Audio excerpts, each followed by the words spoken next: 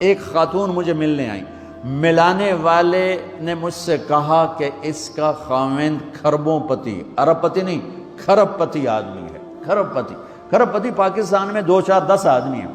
اس خاتون نے آ کر میرے سامنے بولنے سے پہلے ہی رونا شروع کر دیا، ورنہ پہلے کوئی عورت یا مرد آ کے دکھڑا سناتا ہے پھر روتا ہے، وہ روئی پہلے اور بعد میں۔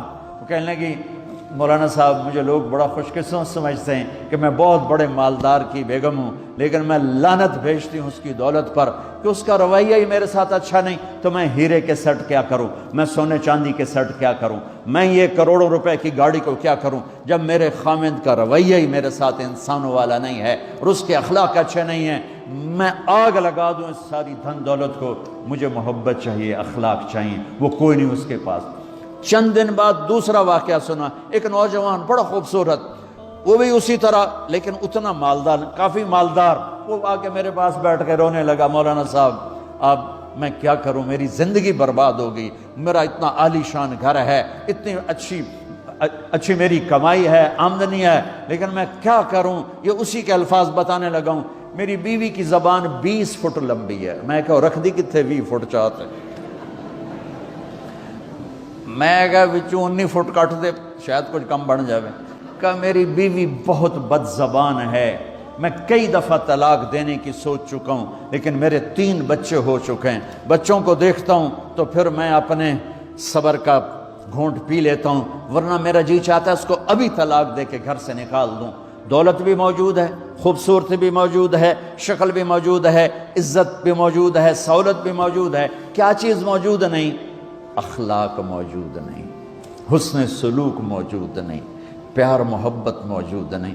اب اپنے گھروں میں اگر خوشی دیکھنا چاہتے ہیں، ہر رشتے کو اگر آپ آباد کرنا چاہتے ہیں تو میرے نبی والی محبت دینا سیکھیں، میرے نبی والی محبت دینا سیکھیں، اپنے بچوں کو بھی، اپنی اولاد کو بھی، اپنے بہن بھائیوں کو، اپنے ماں باپ کو، ساس بہو کو، بہو ساس کو، سسر بہو کو، بہو سسر کو، بھائی بھائی کو، بہن بہن کو، اللہ کے واسطے برداشت کرنا سیکھو۔ مجھے میرے رب کی قسم ساری دنیا کا چین و سکون برداشت میں ہے، صبر میں ہے، صبر میں ہے، صبر میں ہے۔ زبان۔ ایک نوجوان میرے پاس آیا، کہا جی میری بیوی سے لڑائی ہوتی، مجھے کوئی تعویذ دو۔ میں نے کہا بیویوں پہ تعویذ اثر ہی نہیں کرتا۔ کہنے کا کیا کروں؟ میں نے کہا ایک عمل بتاتا ہوں، سنت عمل، کہ 1-2 لقمے اپنے ہاتھ سے بیوی کو کھلا دیا کرو۔ وہ کہنے لگا اس سے کیا ہوگا؟ میں نے کہا یہ تو تم دیکھو گے، پھر میں پوچھوں گا تم سے کیا ہوگا۔ میں نے کہا یہ سنت عمل ہے، اس سے محبت بڑھے گی۔ کوئی 8-10 دن گزرے تو اس کا فون ویسے آ گیا حال احوال پوچھنے میرا، تو مجھے اپنی بات یاد آ گئی۔ میں نے کہا میری بات پہ عمل کیا تھا؟ کہنے لگا نہیں۔ میں نے کہا کیوں؟ کہنے لگا شرم آتی۔ میں نے کہا لڑتے ہوئے شرم نہیں آتی؟